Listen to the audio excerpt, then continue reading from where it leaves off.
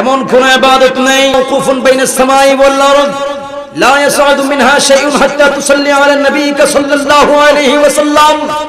ইবাদতের মধ্যে যত ভালো ভালো ইবাদত আছে, আপনার সমস্ত ইবাদত আসমান জমিনের মধ্যে ঝুলতে থাকে। যে আল্লাহর নবীর উম্মত, যে আল্লাহর বান্দা নবীর উপর দুরূদ শরীফ পড়ে, প্রত্যেকটা ইবাদত আল্লাহর দরবারে কবুল হয়ে যায়। যদি নবীর উপর দুরূদ না পড়ে, সালাম না দেয়, তার দুরূদ আল্লাহর দরবারে কবুল হয় না।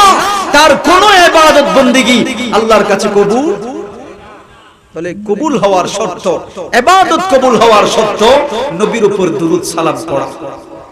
কথা বলে মসজিদে নামাজের আগে, আযানের আগে, আযানের পরে, প্রত্যেকটা ভালো কাজে, যতগুলি ভালো কাজ আছে, ঘর উদ্বোধনী করা, দোকান উদ্বোধন করা, কোরআন কারীমের তেলাওয়াত হলে সেখানে দুরূদে মুস্তাফা হবে, আর দুরূদে মুস্তাফা হলে সেখানে সালামে মুস্তাফা হবে।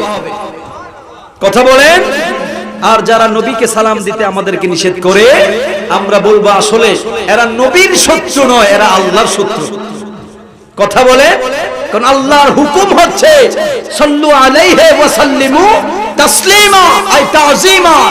নবীকে সালাম দিবে তাযীম সহকারে, দুরূদ পড়বে নবীর উপর, দুরূদ পড়ার পাশাপাশি আমার নবীকে সালাম দিবে।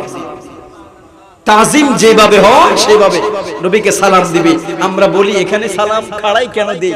খাড়াই দেওয়ার উদ্দেশ্য হচ্ছে এখানে আল্লাহ তাসলিমা বলেছেন, এখানে একটা আলিফ আছে, আছে কি নাই? ওই আলিফটা এটাকে সোয়া আলিফ নাকি খাড়া আলিফ? একটু কথা বলে। খাড়া আলিফ।